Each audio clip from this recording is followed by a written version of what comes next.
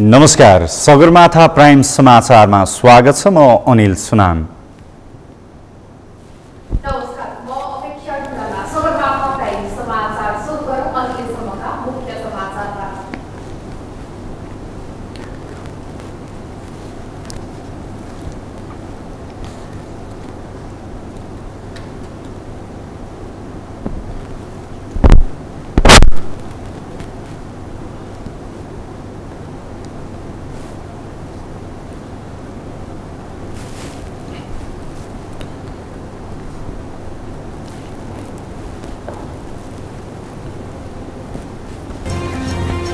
आगामी दुवै निर्वाचनमा 5 दलीय गठबन्धनको पत्ता साफ हुने एमाले अध्यक्ष ओलीको दाबी। झापामा 5 दललाई एकैसाथ कर्याक कुरुक पार्ने चेतावनी।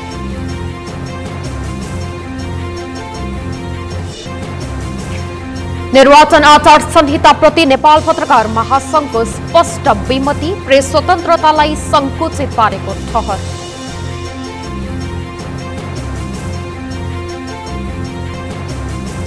सुदूरपश्चिमका सर्वसाधारणलाई स्थानीय निर्वाचनले छोएन। रोजीरोटी मुख्य प्राथमिकतामा, रोजगारीका लागि भारत जानेको संख्या वात्तै बढ्यो।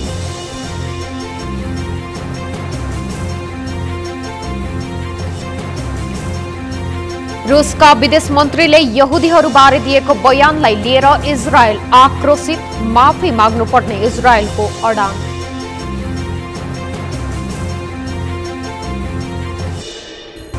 र एनबिए राष्ट्रिय भलिबलमा विभागीय टोली एपीएफको लगातार दोस्रो जित। साबिक विजेता न्यू डायमन्ड एभरेस्टसँग 3-2 अङ्कले पराजय।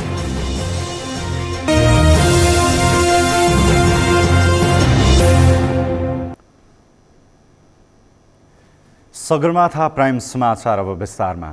नेकपा एमालेका अध्यक्ष केपी शर्मा ओलीले आगामी दुवै निर्वाचनमा 5 दलीय गठबन्धनलाई एमाले एक्लैले हराएर देखाइदिने चुनौती दिनुभएको छ।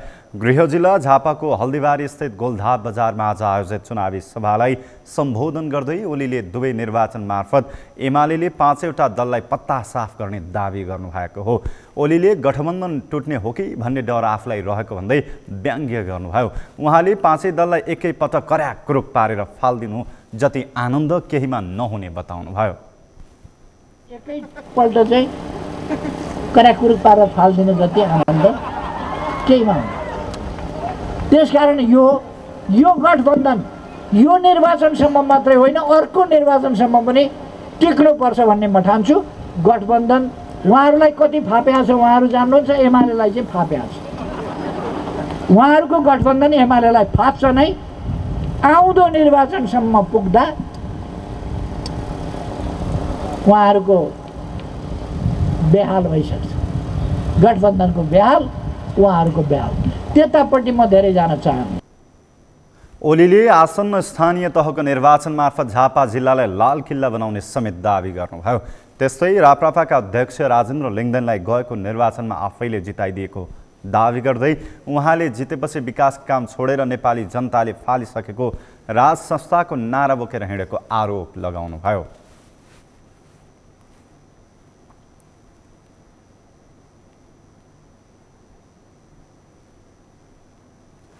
आसन्न स्थानीय निर्वाचनका लागि निर्वाचन आयोगले बनाएको आचार संहिता निर्विवाद बन्न सकेको छैन।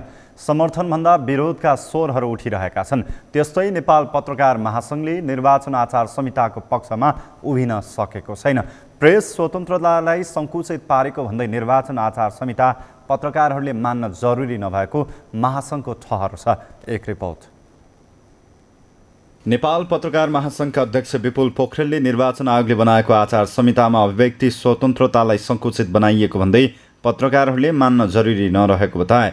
राज्यले प्रविधिलाई मात्र हेरेर कानुनहरू बनाउँदा पत्रकारिता र अभिव्यक्ति स्वतन्त्रतालाई वञ्चित गरेको उल्लेख गर्दै उनले आयोगको आचार संहिता पत्रकारहरूले मान्न जरुरी नरहेको बताएका हुन्। पत्रकारिता र अभिव्यक्ति स्वतन्त्रतालाई चाहिँ तपाईँको वञ्चित गर्दो रहेछ भन्ने अनुभूति हामीलाई भएको छ। भर्खरै निर्वाचन आयोगले जुन एउटा आचार संहिता बनाएको छ त्यसलाई हेर्ने हो भने प्रविधिसँग तर्सिँदै गर्दाखेरि राज्य प्रविधिसँग डराउँदै गर्दाखेरि नागरिकको अभिव्यक्ति स्वतन्त्रतालाई पनि सङ्कुचन हुने ढङ्गका प्रावधानहरू त्यहाँ राखेका छ। त्यसले गर्दा पत्रकार महासंघले हामीले भन्यौँ त्यो निर्वाचन आयोगको जुन आचार संहिता छ त्यसलाई हामीले आचार संहिताका रूपमा मान्न जरुरी छैन। हाम्रो आफ्नै आचार संहिता छ, त्यो त हामीसँग गरिएको अपेक्षा मात्रै हो। राज्यले सधैँभरि प्रेसलाई नियन्त्रण गर्ने मनसाय राखेको अध्यक्ष पोखरेलको तर्क थियो। त्यस्तै राष्ट्रिय मानवाधिकार आयोगका अध्यक्ष तप बहादुर मगरले पत्रकारिता स्वतन्त्र हुनुपर्ने बताए। पत्रकारिता स्वतन्त्र भए मात्र प्रजातन्त्र दिगो हुने उनको तर्क थियो। जनताले वास्तविकता थाहा पाउने गरी समाचार बनाउन उनले आग्रह गरे। पत्रकारितामा चाहिँ हामी स्वतन्त्र हुनुपर्छ, स्वतन्त्र चाहिँ रूपमा जान सक्नुपर्छ, लाग्नुपर्छ, जनसमक्ष चाहिँ भएको कुरा राखिदिनुपर्छ। त्यसमा अलिकति ट्विस्ट चाहिँ हुँदैन है। कहिलेकाहीँ चाहिँ अब समाजलाई ट्विस्ट गरेर आउने पनि देखिन्छ, तर त्यो चाहिँ स्वच्छ आउनुपर्छ। समाचार जो छ त्यो चाहिँ राखिदिनुपर्छ। जनसमक्ष जनताले बुझ्ने किसिमबाट जसले भएको वास्तविकताको थाहा पाउने कुराबाट चाहिँ आउनुपर्छ। सूचना तथा प्रसारण विभागका महानिर्देशक गोगन बहादुर हमालले पत्रकारिता क्षेत्रमा गैर पत्रकारहरूको बाहुल्यता बढ्दै गएको विषयमा सोच्नुपर्ने बेला आएको बताए। राज्यले पत्रकारिताको खोल ओढेर गैर कानुनी काम गरिरहेकाहरूलाई नियन्त्रण गर्ने उनले बताए। पत्रकारिता क्षेत्रमा कहीँ त्यस्ता चाहिँ गैर पत्रकारहरूको चाहिँ बढी बाहुल्यता बढ्दै त छैन कि मिडियाको प्रयोगको कारणले गर्दाखेरि, इन्टरनेटको प्रयोगको विविधताको कारणले गर्दाखेरि त्यो विषय चाहिँ अहिले गम्भीर रूपमा हामीले सोच्नुपर्ने छ। जो नितान्त एउटा व्यावसायिक पत्रकारिता गर्नुहुन्छ, जो नितान्त एउटा चाहिँ जिम्मेवार भएर पत्रकारिता गर्नुहुन्छ र राज्यका नागरिकहरूलाई एउटा चाहिँ इन्फर्म भएर एउटा चाहिँ काम गर्ने एउटा जिम्मेवार ढङ्गले गर्नु भएको छ, त्यस्ता चाहिँ व्यक्तिहरू अन्य विभिन्न चाहिँ कारणले गर्दाखेरि पछाडि परिरहेको अवस्था त होइन। त्यतातिर चाहिँ मलाई लाग्छ नेपाल पत्रकार महासङ्घ र यो सम्बन्ध सबै निकायहरू गम्भीर रूपमा चाहिँ अगाडि बढ्नुपर्ने अवस्था देखिन्छ। नेपाल पत्रकार महासङ्घकी सल्लाहकार निर्मला शर्माले पत्रकारहरू आफ्नो अभिव्यक्ति स्वतन्त्रता कुण्ठित भएको विषयमा सचेत हुन जरुरी रहेको बताइन्। हामीले पत्रकारहरूले अभिव्यक्ति स्वतन्त्रता राख्ने क्रममा हामीले कतै हाम्रा अभिव्यक्ति स्वतन्त्रतामाथि पनि कुण्ठित गर्ने काम त भएको छैन भनेर पनि यति बेला हामी पत्रकार महासङ्घले र हामी सबै पत्रकारहरूले सोच्नु जरुरी छ भन्ने मलाई लाग्छ। यो अबको 1 वर्ष भनेको अब निर्वाचनमय भइसक्यो मुलुक चाहिँ। अब स्थानीय तहको निर्वाचन छ, अब प्रतिनिधि सभाको सङ्घको निर्वाचन हुन्छ, प्रदेशको निर्वाचन हुन्छ। नेपाल पत्रकार महासङ्घका पूर्वाध्यक्ष महेन्द्र विष्टले तीनै तहका सरकारले बनाउने कानुनहरूमा प्रेस स्वतन्त्रता सङ्कुचन गर्ने विषय प्राथमिकतामा परिरहेको तर्फ ध्यानकर्षण गराए। यस विषयमा सबै पक्ष सचेत हुनुपर्नेमा उनले जोड दिए। सभा र सरकारको तर्फबाट र कहिले स्थानीय तहबाट जुन खालका कानुनका ड्राफ्टहरू भइरहन्छन्, जुन खालका नीतिहरू बनिरहन्छन्, त्यसले एउटा प्रमुख विषय चाहिँ त्यहाँनिर प्रेसमाथिको आक्रमणको स्वतन्त्रतालाई सङ्कुचन गर्ने विषयहरू काहीँ न काहीँबाट उहाँको प्राथमिकतामा परिरहेको छ। त्यो कुन मनोविज्ञानले काम गरिरहेको छ? जबकि ती सबै राजनीतिक दलहरू जसले त्यो ड्राफ्ट गरिरहेको छ, ड्राफ्ट गरिरहने व्यक्तिहरू स्वयं पनि यो स्वतन्त्रताको लडाइँमा सँगसँगै देखिएका व्यक्तिहरू नै हुन्।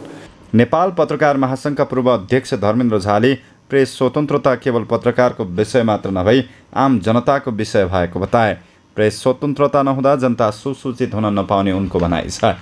प्रेस स्वतन्त्रताको आन्दोलन आम जनताको आन्दोलन हो भन्ने कुराको सचेतना जगाउनु पर्ने उनले बताए। मलाई के लाग्छ भने कहिलेकाहीँ के हो त प्रेस स्वतन्त्रता कसरी छुट्याउने, कसरी खुट्याउने भन्दा मैले कसरी सोध्छु भने एउटा पत्रकारले यो सम्पादकीय प्रक्रियाको मर्यादाभित्र रहेर निर्बाध, निर्धक्क, निसङ्कोच रूपले यदि पत्रकारिता गर्न पाएन भने त्यहाँनिर प्रेस स्वतन्त्रताको उल्लङ्घन हुन्छ भन्ने मलाई लाग्दछ। नेपाल पत्रकार महासङ्घका पूर्व अध्यक्ष तारनाथ ताहालले सरकारले पत्रकारहरूलाई सुरक्षित वातावरणमा काम गर्ने वातावरण बनाइदिनु पर्ने बताए। स्वतन्त्र पत्रकारिताका लागि कानुनी आर्थिक सुरक्षाको वातावरण अनुकूल बनाउने दायित्वबाट राज्य पन्छिन नमिल्ने उनले बताए।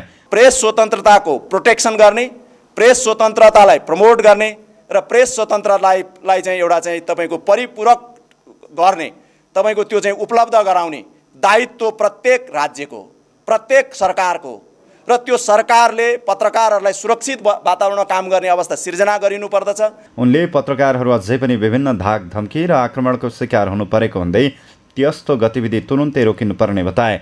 विश्व प्रेस स्वतन्त्रता दिवस 2022 को अवसरमा नेपाल पत्रकार महासङ्घले आयोजना गरेको प्रेस स्वतन्त्रता तथा पत्रकार सुरक्षा वार्षिक प्रतिवेदन सार्वजनिक गरिएको छ।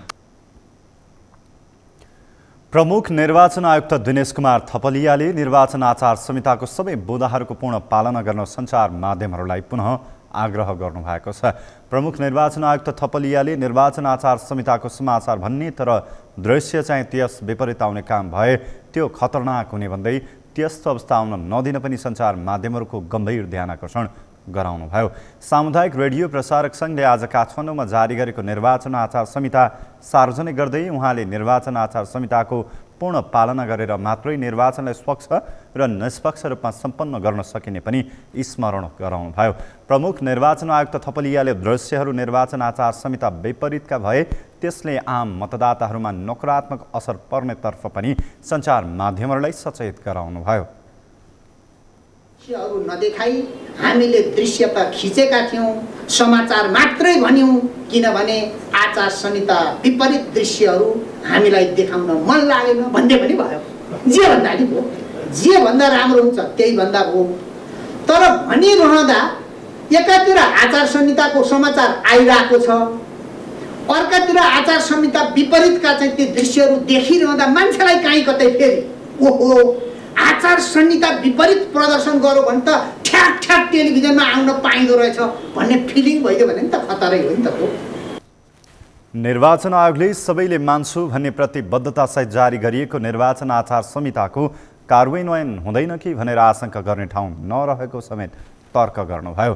कार्यक्रममा सार्वजनिक गरिएको सामुदायिक रेडियो प्रसारक सङ्घको निर्वाचन आचार संहितामा मतदाता र मतदान प्रक्रियालाई नकारात्मक रूपमा प्रभावित पार्ने मनाशयले कुनै पनि विज्ञापनलाई समाचारको रूपमा प्रस्तुत नगर्न सचेत गराइएको छ।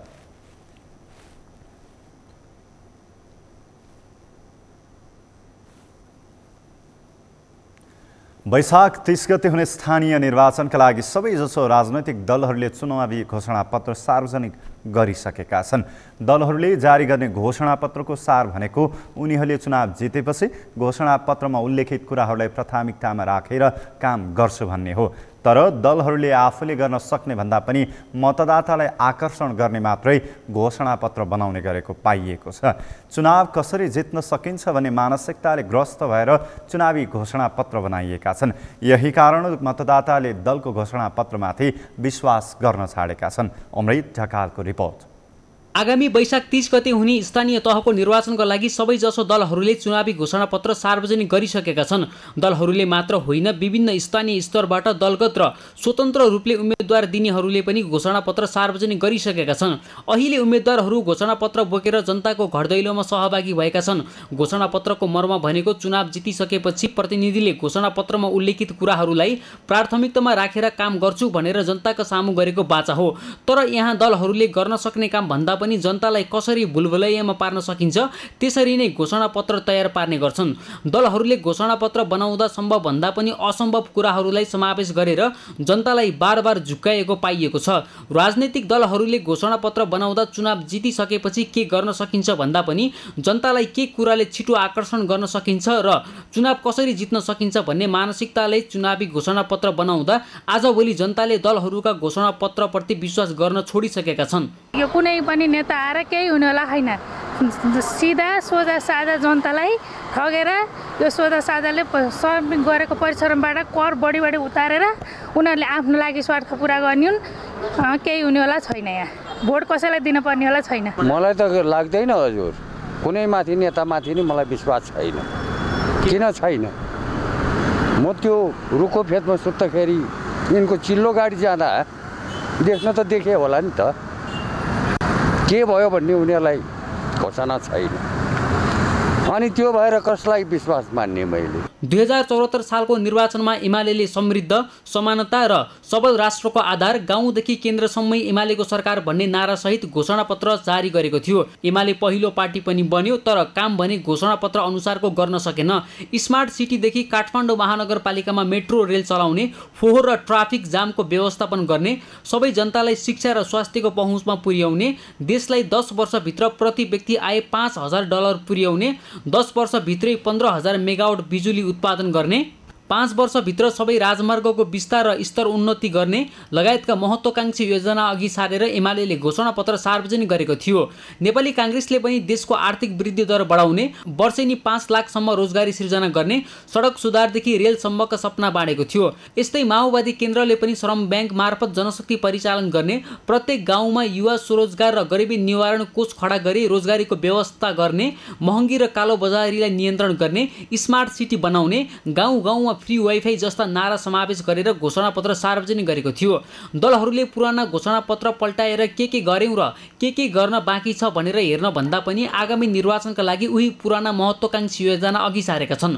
प्रमुख राजनीतिक पार्टीहरूले जस्तै अन्य साना पार्टीले पनि चुनावका बेला यस्तै महत्त्वाकांक्षी घोषणापत्र जारी गर्ने र चुनाव जितेपछि घोषणापत्र कुनामा थन्क्याउने गरेको जानकारहरूले बताएका छन्। राजनीतिक दलले यस अघि जारी गरेका घोषणापत्रको इतिहास राम्रो नभएकाले फेरि पनि दलहरूले जारी गरेका घोषणापत्रमाथि विश्वास गर्ने आधार नभएको जानकारहरूले बताएका छन्। घोषणापत्रमा सम्भव भन्दा पनि असम्भव कुराको एउटा सपनाको पुलिन्दा मात्रै भइदिएको घोषणापत्र।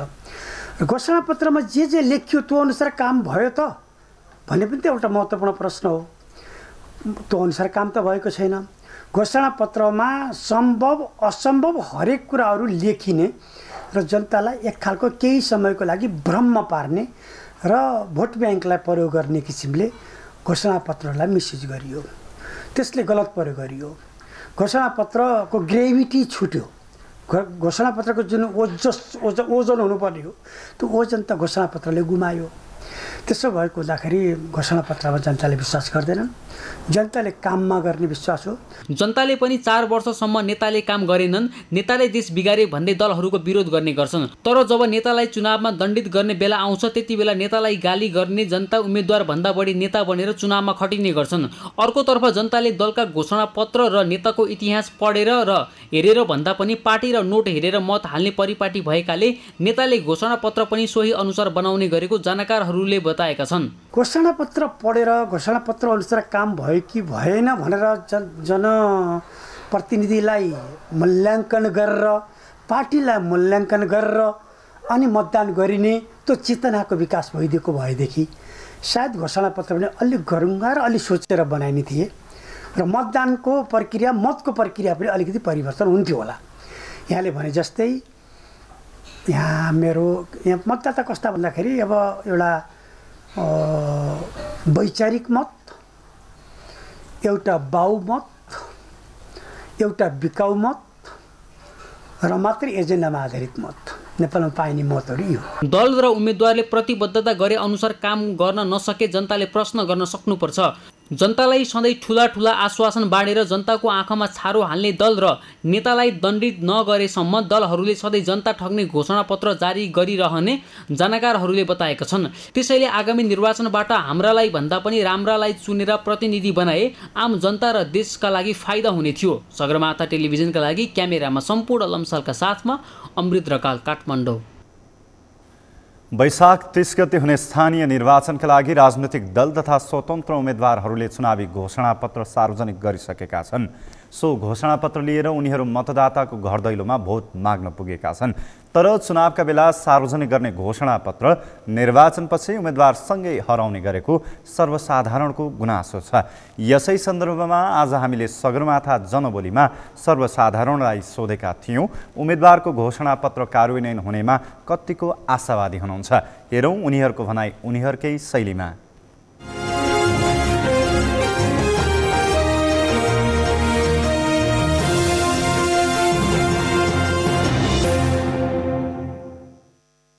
सर्टेन एक्सटेन्टसम्म गर्छन् होला कि, तर त्यस्तो डिपली विश्वास चाहिँ लाग्दैन कसैको। नेताहरूको अब पहिलाको पनि देखिएकै छ, खोइ अहिलेसम्म केही प्रोग्रेस भएको त्यस्तो केही देखाएको छैन। खोइ अब यत्रो वर्ष भयो गणतन्त्र आएको, कसैले गरेका छैनन् काम, के विश्वास मान्नु र। कोही आफ्नो अधिकारका लागि एउटा मत दिनुपर्ने हो, जसलाई भए पनि अब जसलाई मन लाग्छ त्यसलाई दियो, सक्यो। हाम्रो देशमा झन् गैर पपुलेसन जनताहरूको लागि काम र मामको लागि धेरै गाह्रो भइरहेको छ। बसोबासको लागि सबै हामी हिजो आफ्नो खुट्टामा आफै उभिएर जीवन निर्वाह गरेको अहिले सबै विदेशीहरूको भरोसामा बनाएको छ। युवा शक्तिहरू सबै काम बेरोजगार भएर सबै विदेशमा जाने बाध्य बनाएको छ। हाम्रो देशमा रोजगारी मूलको रूपमा कामको लागि यो सरकारले ध्यान दिन सकेको छैन। यो देशमा जाने पार्टीहरू अलिकति बदमास सोच विचार छ, उनीहरूले इमान्यपूर्वक काम गर्छ भन्ने आशामा हामी निराशा भइसकेको छौँ। अब घोषणापत्र तयार पारेका छन्, एउटा कन्सेप्ट चाहिँ दिएका छन् तिनीहरूले होइन, तर त्यो खोइ त्यो कन्सेप्ट तिनीहरूले पुरा गर्न सके भए देश कहाँबाट कहाँ पुगिसकेका हुन्थ्यो होइन। त्यो पक्कै पनि तिनीहरू त्यो लागू गर्न सकेकै छैनन् होइन। त्यो एउटा अब कन्सेप्ट त एउटा सोच त दिएकै छन् तिनीहरूले, तर व्यवस्थापन गर्न जानेका छैनन् र त्यो पुरा भएकै छैन जस्तो लाग्छ मलाई। त्यसमा त त्यही अनुसार केही कामहरू नभएको नै भइराखेकै छ। तर पनि यो विकासको कुराहरू के छ भने जुन दलले जे भने तापनि विकासका कुराहरू यो सिकाइका कुराहरू अलिकति टाइम लाग्छ। घोषणापत्र अनुसार चाहिँ अब इन टाइममा त भएको त पक्कै पनि पुरा भएको छैन होला सबै कामहरू, तर पनि एउटा लक्ष्य छ, सपना छ। त्यो समयअनुसार अब योग्य सक्षम नेतृत्वमा पर्यो भने अब अघिल्लो पटकमा नभएको कामहरू आउने नेतृत्व तहले पनि पुरा गर्न सक्छ जस्तो मलाई आशा लाग्छ। खै अहिलेसम्म त विश्वास लाग्दैन मलाई, अहिलेसम्म कसैले गरेको छैन, त्यति मलाई विश्वास लाग्दैन।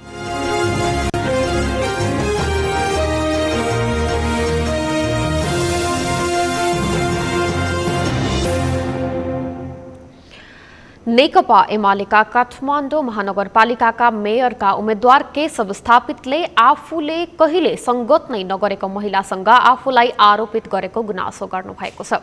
आफू मेयर हुँदा सम्पदा विभागमा काम गर्न आएकी ती महिलासँग आफूले कहिले संगत नगरेको स्थापितले दावी गर्नुभयो। आज काठमाडौँ महानगरपालिका वडा नम्बर 10 मा आयोजित चुनावी अन्तर्क्रिया कार्यक्रममा उहाँले आफू महिला मैत्री भएकाले उनीहरूसँग आफ्नो धेरै फोटोहरू हुन सक्ने तर्क गर्नुभयो। तर महिलाहरूमाथि आफूले कुनै पनि अनुचित सम्बन्ध नरहेको उहाँको जिकिर थियो।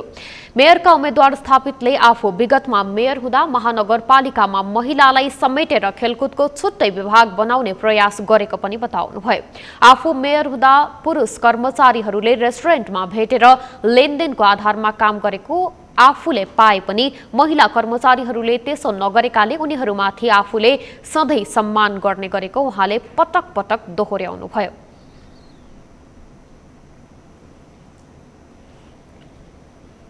त्यो स्वाभिमानले नदिने रहेछ क्या, म महिला हुने दम्म हुने। तर अब पुरुषै म जस्तै दारीवाला जुङ्गेवालाहरू त मास्क लगाएको त झनै नचिन्ने भएको छ आजकल। चाहिँ गएर अब अलि खान्थे पिन्थे लिन्थे पनि हुन्थ्यो। अब यो भन्दा महिलाहरूलाई म अलि चाहिँ बेसी कोमल भएको कारणले पनि महिला मैत्री हो। स्थापितले आफू महिला हिंसा विरोधी भएकाले उनीहरूले आरोप लगाउँदा पनि आफूले गालीमा जवाफ दिन नचाहेको बताउनुभयो। उहाँले आफूले जनतालाई फल दिनुपर्ने भएकाले कसैलाई पनि गाली दिन नमिल्ने बताउनुभयो।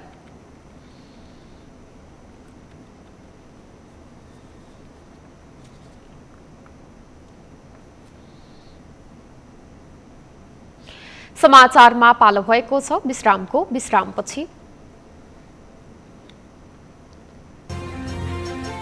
सुदूरपश्चिमका सर्वसाधारणलाई स्थानीय निर्वाचनले छोएन। रोजीरोटी मुख्य प्राथमिकतामा रोजगारीका लागि भारत जानेको संख्या ख्वात्तै बढ्यो। रुसका विदेश मन्त्रीले यहुदीहरूबारे दिएको बयानलाई लिएर इजरायल आक्रोशित। माफी माग्नुपर्ने इजरायलको अडान।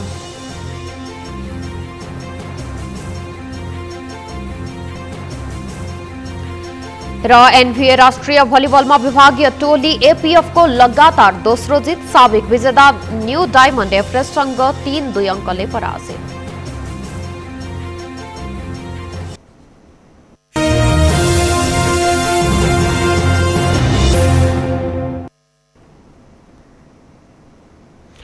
विश्रामपछि सगरमाथा प्राइम समाचारमा पुनः स्वागत छ। अब बाँकी समाचार।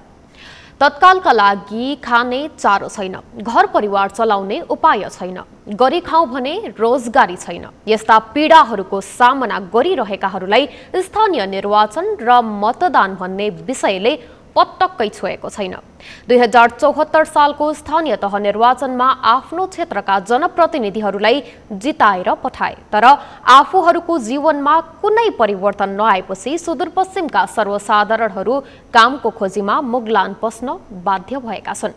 चुनाव नजिकै जाँदा सुदूरपश्चिमको गौरी फन्टानाकामा भारतबाट स्वदेश फर्कनेहरूको संख्या भन्दा भारत जानेहरूको संख्या ख्वात्तै बढेको छ।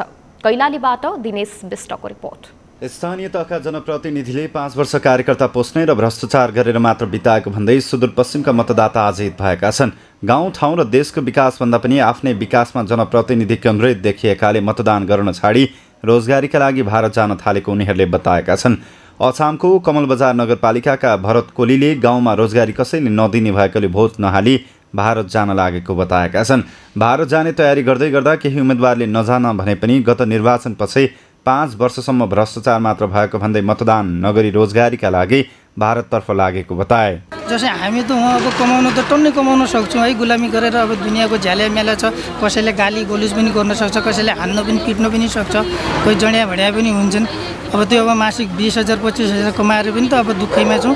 तर हाम्रो नेपालभित्रमा अब हामीले रोजगारीमा भनेपछि होइन 10-12 हजार रुपियाँ पाए पनि त हामी जस्तै हमाली गर्न पाए पनि रोकिने हाम्रो त्यो मानव रेगुलर हामीलाई काम भेटिन, काम भेटियो भनेदेखिमा 1-2 महिना भेटिन्छ, अवश्यमा 12 महिना 10 महिना 8 महिना बसेर खान अब पुग्दैन नि त। गाउँघरमा केटाकेटी पढाउन छ, यताउति छ, सबै समस्या। त्यही हाम्रो टुटी कमजोरी सबैभन्दा हाम्रो नेपाली दाजुभाइको अब भन्ने यसमा त्यो छ। अब अहिले हेर्ने हो भनेसीमा अब यो चुनावको माहौल आइरहेछ, फेरि पनि हेर्नुहोस् त यसमा दनादन मान्छे अब हिँडिरहेका छन्। अब म त इन्डिया छु, मेरो त यहाँ आइडी कार्ड पनि छ, इन्डियाको आधार कार्ड बनाएको छ मैले, रासन कार्ड पनि उहाँ छ, मेरो सबै भइसकेको छ कि फेसिलिटी मेरो त अब होइन। अब कोही दिन हामी भोटिङ पनि गरेपछिमा बाध्यको भोटिङ पनि हामीलाई मिल्न सक्छ त्यहाँ, त्यो छ। अब तपाईँ त अब नाङ्गा भोगा पनि भनौँ अनि त बालबच्चा नपढाउन सकेर खाना पानी नपाएर अब त्यस्तो अवस्थामा गइरहेका छन्। त अब यो अवस्थामा अब यो सिजन त होइन, अघि हाम्रो बुबाजेको दिनमा हेऱ्यो भनेदेखिमा त यो सिजनलाई पक्कै हामी मान्दैन थियो किन, हामी पनि यो सिजन टालेर हिँडेका मान्छे हौँ। चैत वैशाखतिर घर आउने, मुक्सिर पुसतिर इन्डिया जाने। कैलालीको लम्कीचोहा नगरपालिकाका भास्कर जोशी नेताहरूलाई भोट दिएर परिवार पालन नसकिने भन्दै मतदान नगरी भारत पस्न लागेका हुन्। निर्वाचनमा मतदान गरी जिताएका नेताहरूले आफ्नालाई भरण पोषण गर्ने र भ्रष्टाचारमा लिप्त हुने भएकाले मतदान नगरी मुगलान जान लागेको दुखेसो पोखे। सुदूरपश्चिमबाट 5 पटक शेरबहादुर देउवा प्रधानमन्त्री भइसक्दा पनि भारत जानुपर्ने बाध्यता उस्तै रहेको गुनासो पोख्दै उनले कुनै पनि नेतालाई जिताएर जनतालाई फाइदा नरहेको बताए। हामी गरिब जनताको लागि चाहिँ चुनाव होइन, यो चुनाव भनेको जो पार्टीमा लागेका र पार्टीमै लागेर पैसा कमाएका मान्छेहरूको लागि मात्र चुनाव भएको कारणले हामीले आफ्नो जीविका चलाउनको लागि चाहिँ इन्डियातिर, भारततिर, विभिन्न देशतिर जान बाध्य हो। पदमा पुगिसकेपछि चाहिँ सबै बिर्सनु हुँदो रहेछ। उहाँले गफ चाहिँ दिनुभयो, हामी यस्तो गर्छौँ उस्तो गर्छौँ भनेर, तर जति गफ दिनुभयो त्यति चाहिँ काम गर्न सक्नु भएन। हाम्रो सबैभन्दा पछाडि चाहिँ अहिले सुदूरपश्चिमको मुख्यमन्त्री नै देखिनु। सुदूरपश्चिमको मुख्य नाका गौरीफन्टा भएर अहिले दैनिक नेपाल भित्रिने भन्दा बाहिरिनेको सङ्ख्या बढ्दै गएको छ। कैलालीसँग जोडिएको गौरीफन्टा नाकामा रहेको हेल्थ डेस्कका इन्चार्ज गणेश साउदले निर्वाचन नजिकै पनि भारत जानेहरूको कमी नआएको बताए। उनले नेपाल भित्रिने भन्दा जानेको सङ्ख्या उच्च रहेको जानकारी दिए। चुनाव नजिकै गर्दा पनि 500देखि 600-700को हाराहारीमा पर डे नेपालबाट भारत गइरहेको अवस्थामा छ भने आउनेको सङ्ख्या पनि 400-500-600को हाराहारीमा आउने सङ्ख्या बढिरहेको छ। अब आउने भन्दा जानेको सङ्ख्या नै बढी छ। अब उहाँहरूलाई चाहिँ हामीले अब किन जाने चुनावको मुखमा चुनाव भोट दिएर जानुहोस् भन्ने कुराहरू पैसाको कुराहरू गर्दाखेरि चाहिँ हामीले चाहिँ चुनाव केही पनि छैन, हामीले कुनै विकास गर्ने केही पनि छैन भन्ने कुराहरूको शब्द आउँदाखेरि चाहिँ उहाँहरूले काम गरेर खाने व्यक्ति हो, इन्डिया नै काम हामीले ठिक छ भनेर उहाँहरूले त्यसरी भएको अवस्था भेटिराखेका छन्। स्थानीय तहको निर्वाचनका लागि मनोनयन दर्ता गराएका उम्मेदवारहरूले भने निर्वाचनपछि मात्र कामको खोजीमा जान आग्रह गर्दै आएका छन्। तर 2074 सालको स्थानीय तहको निर्वाचनबाट विजयी भएका जनप्रतिनिधिले 5 वर्षसम्म कुनै काम नगरेकाले अहिले पनि कामको खोजीमा बाहिरिनु परेको प्रदेशवासीहरूको गुनासो छ। सगरमाथा टेलिभिजनका लागि कैलालीबाट दिनेश श्रेष्ठको रिपोर्ट। स्थानीय निर्वाचनको मिति नजिकिएसँगै म्याग्दीका उम्मेद्वारहरूले चुनावी प्रचार प्रसारलाई तीव्र बनाएका छन्। विभिन्न राजनैतिक दलका झण्डा र चुनाव चिन्ह सहित चुनावी गीत घन्काउँदै उम्मेद्वारहरू गाउँटोलमा भोट माग्न पुग्ने गरेका छन्। विभिन्न राजनैतिक दल तथा उम्मेद्वारहरूको लड्कोले यति बेला गाउँघरमा चहल पहल बढेको छ। म्याग्दीबाट सजिना खड्काको रिपोर्ट। 6वटा स्थानीय तह र 45वटा वडा रहेको म्याग्दीमा निर्वाचित हुने 237 पदका लागि 718 उम्मेद्वार चुनावी मैदानमा उत्रिएका छन्। धवलागिरी गाउँपालिकाको वडा नम्बर 1 गुर्जामा अध्यक्षसहित 3 सदस्यमा माओवादी केन्द्र र 1 सदस्यमा स्वतन्त्र उम्मेद्वार निर्विरोध निर्वाचित भएका छन्। नेपाली कांग्रेस र नेकपा माओवादी केन्द्रले बेनी नगरपालिका, धवलागिरी र अन्नपूर्ण गाउँपालिकामा तालमेल गरेका छन्। नेकपा एमाले भने सबै स्थानीय तहमा एकल प्रतिस्पर्धामा उत्रिएको छ। अहिले उम्मेद्वारहरूले चुनाव केन्द्रित भेटघाट, प्रचार प्रसार तथा घर दैलो अभियानमा जोड दिएका छन्। समृद्ध बेनी नगरपालिकाका लागि हामी आर्थिक आय आर्जनको पाटोमा पनि उत्तिकै लाग्ने हिसाबले हामी अहिले आएका छौँ। आय आर्जनलाई महिलाको सशक्तिकरण, किशोरी सशक्तिकरणदेखि लिएर युवाहरूको रोजगारी र यहाँको भएका स्रोत साधनहरूको अधिकतम प्रयोग गरेर यहीँको विकासका लागि दिगो विकासका लागि अझ भनौँ विकास मात्रै भन्दा पनि दिगो विकास र आय आर्जनमा चाहिँ मुख्य फोकस गरेर हामीले अहिले कार्यक्रम गर्नेछौँ र बेनी नगरपालिकालाई भौतिक पूर्वाधार सहितको सुशासन सहितको बेनी नगरपालिका बनाउनेमा प्रयत्न रहनेछ। सडक स्तरोन्नति गर्ने, खानेपानीको सुविधा विस्तार गर्ने, शिक्षा र स्वास्थ्य संस्थाको सेवालाई प्रभावकारी बनाउने तथा पालिका र वडाको सेवा प्रवाहलाई सहज बनाउने चुनावी नारा बनाएका छन्। यस्तै सुशासन कायम गर्ने, विकास योजनालाई पारदर्शी तथा जनसहभागितामूलक बनाउने उम्मेदवारहरूले चुनावी घोषणा पत्रमा उल्लेख गरेका छन्। र त्यो 5 वर्षको अवधिमा मैले धेरै कुरा हेरेँ र बुझेँ। खास गरेर यो सङ्घीयता र यो स्थानीय सरकार माओवादीको एजेन्डा भएको हुनाले कांग्रेस र एमाले जित्दै गर्दा जुन सङ्घीयताको मर्म र भावनाअनुसार कामकाज हुन नसकेको हुनाले मैले त्यसलाई व्यवस्थित हिसाबले सञ्चालन गर्नको लागि मैले गाउँपालिका अध्यक्षको उम्मेदवारी दिँदैछु। यस्तै 4 जना गाउँपालिकाका अध्यक्ष र 17 जना वडा अध्यक्ष एकै पदमा दोहोरिएर उम्मेदवार बनेका छन्। पहिलो कार्यकालमा सुरु गरेका अधुरा कामलाई पूर्णता दिन दोहोरिएर उम्मेदवार बनेका उनीहरूको भनाइ छ।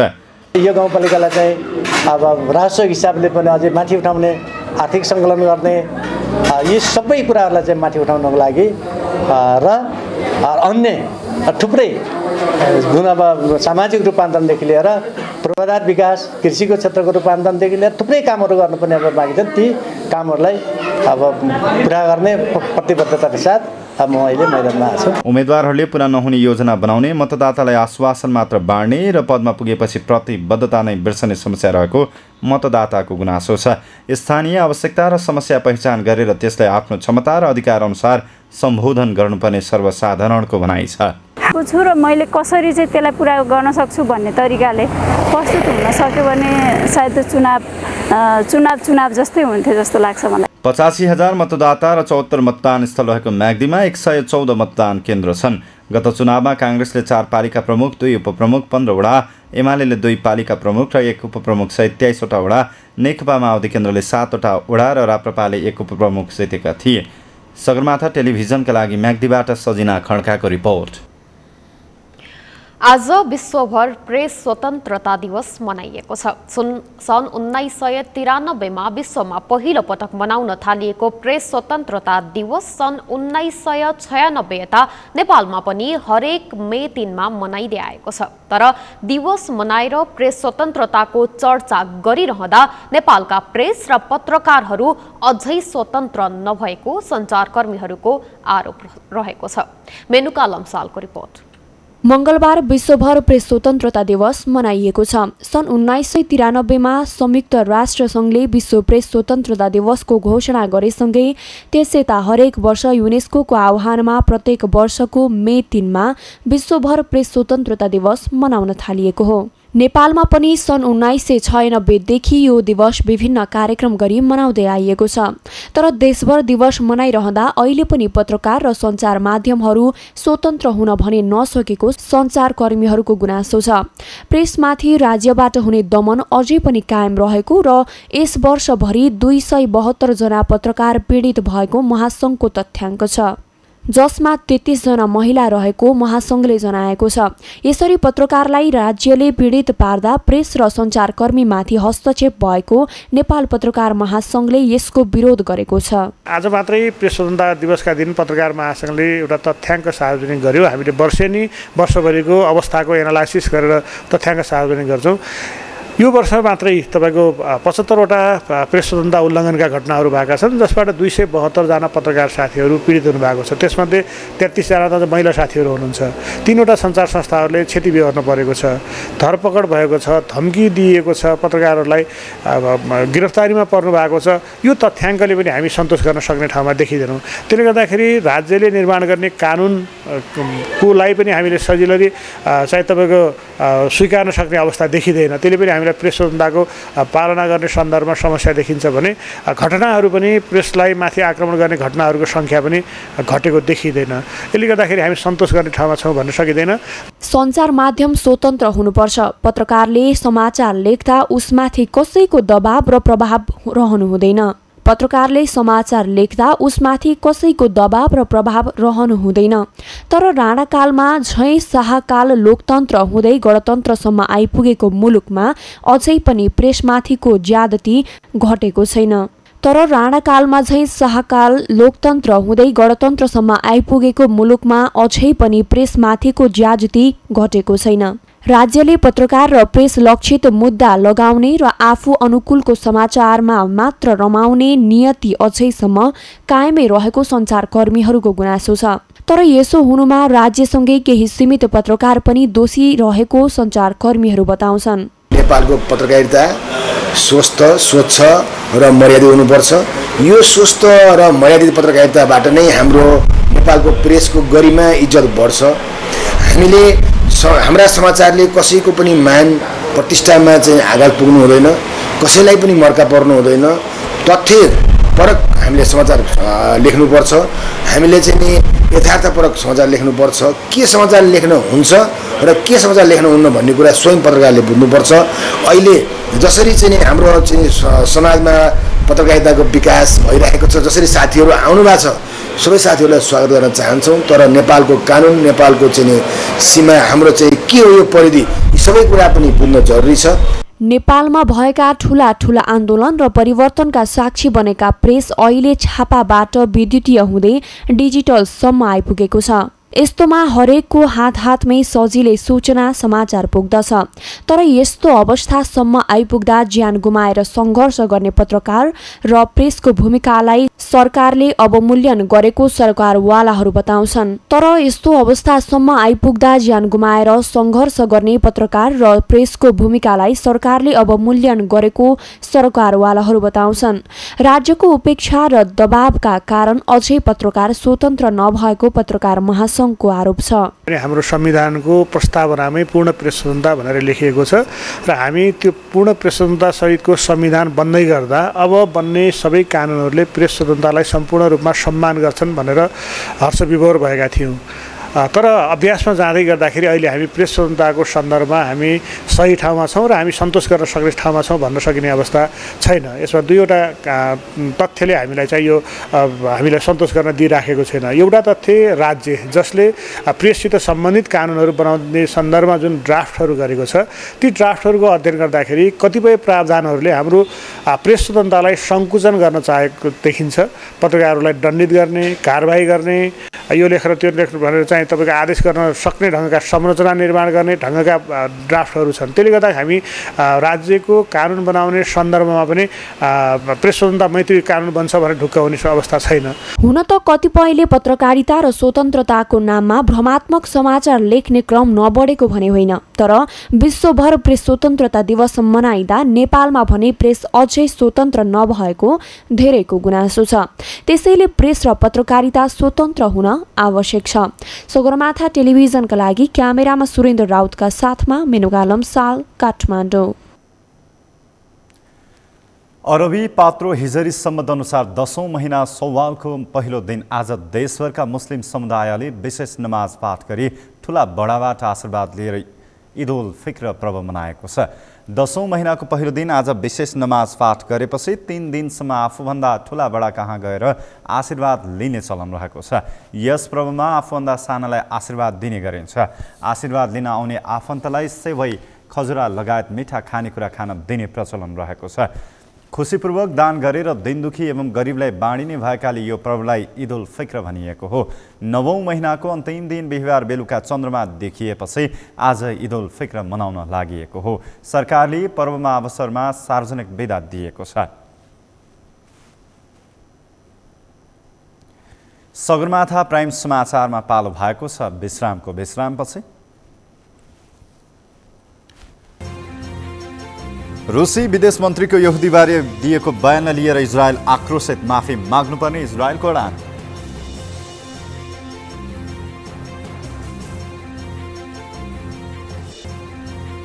र एनबिए राष्ट्रिय भलिबलमा विभागीय टोली एपीएफको लगातार दोस्रो जित, साबिक विजेता न्यू डायमन्ड एभरेस्टसँग 3-2 अङ्कले पराजित।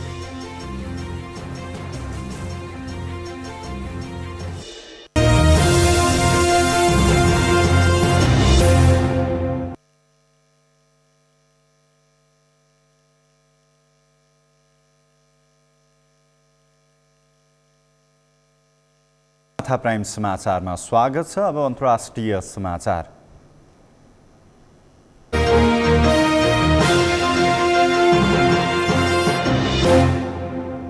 रुसका विदेश मन्त्री सर्गेई लाभारोभले यहुदीहरूबारे दिएको बयानलाई लिएर इजरायल आक्रोशित भएको छ। यहुदीहरू हिटलरको हिस्सा भएको लाभारोभको बयानमा इजरायलले आक्रोश व्यक्त गरेको हो। उक्त बयानका लागि रुसले माफी माग्नुपर्ने पनि बताएको छ। इजरायलका विदेश मन्त्री याइरी ल्यापिडले रुसी राजदूतलाई स्पष्टीकरणका लागि बोलाएर माफी माग्नुपर्ने माग गरेका हुन्।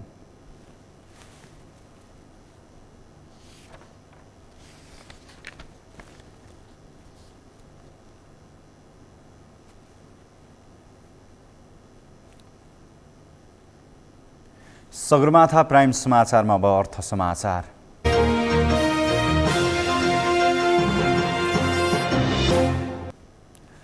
एनसेल आजिएटा लिमिटेडले माध्यमिक शिक्षा परीक्षा एसई दिएका विद्यार्थीहरूका लागि विशेष अफर ल्याएको छ।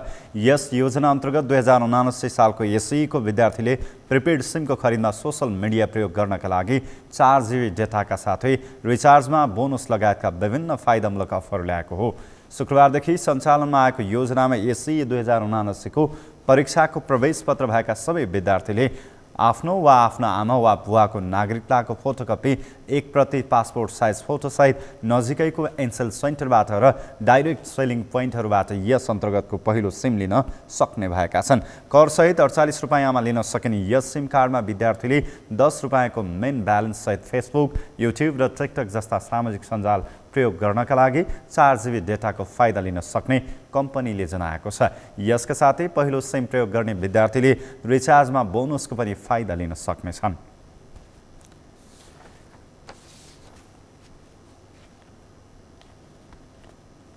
सगरमाथा प्राइम समाचारमा अब खेल समाचार।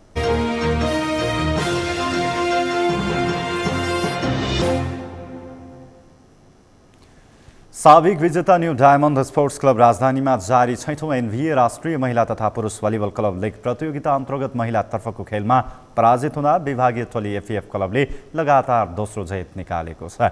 त्रिपुरेश्वर स्थित राष्ट्रिय खेलकुद परिषद राखेपाको कवर्ड हलमा सम्पन्न पहिलो खेलमा साबिक विजेता न्यू डायमन्ड स्पोर्ट्स क्लब पोखराको एभरेस्ट भलिबल क्लबसँग 3-2 को सेटमा पराजित भएको हो। निकै प्रतिस्पर्धात्मक बनेको खेलमा न्यू डायमन्डले पहिलो सेट 26-24 ले गुमाए पनि दोस्रो र तेस्रो सेटमा जित निकाल्दै खेलमा फर्किने सङ्केत देखाएको थियो।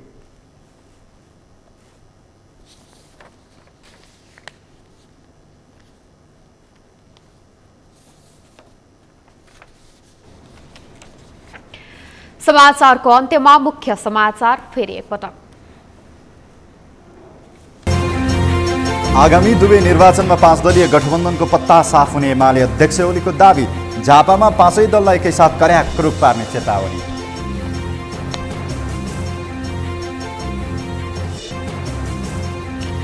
निर्वाचन आचार संहिता प्रति नेपाल पत्रकार महासंघको स्पष्ट विमति। प्रेस स्वतन्त्रतालाई संकुचित पारेको ठहर।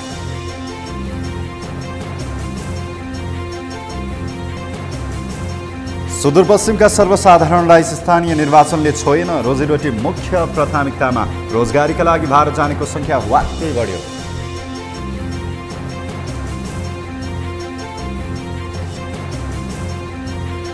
रुसका विदेश मन्त्रीले यहुदीहरूबारे दिएको बयानलाई लिएर इजरायल आक्रोशित। माफी माग्नुपर्ने इजरायलको अडान।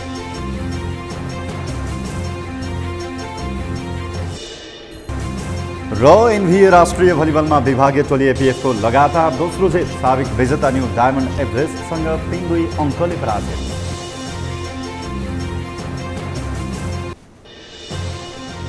हवस् त सगरमाथा प्राइम समाचार अहिलेलाई सकियो। तपाईँ समाचार बुलेटिनका साथै सगरमाथा टेलिभिजनका सम्पूर्ण कार्यक्रम www.sagarmatha.tv मा पनि पढ्न र हेर्न सक्नुहुनेछ। साथै युट्युबमा youtube.com/sagarmatha TV नेपालमा हेर्न सक्नुहुनेछ। साथै तपाईँ हामीलाई फेसबुकमा पनि facebook.com/yesTV नेपालमा फलो गर्न सक्नुहुनेछ। समाचारको शिखर, नेपालको गौरव, नेपालको पहिलो न्युज च्यानल सगरमाथा टेलिभिजन हेर्दै गर्नुहोला। नमस्कार। नमस्कार।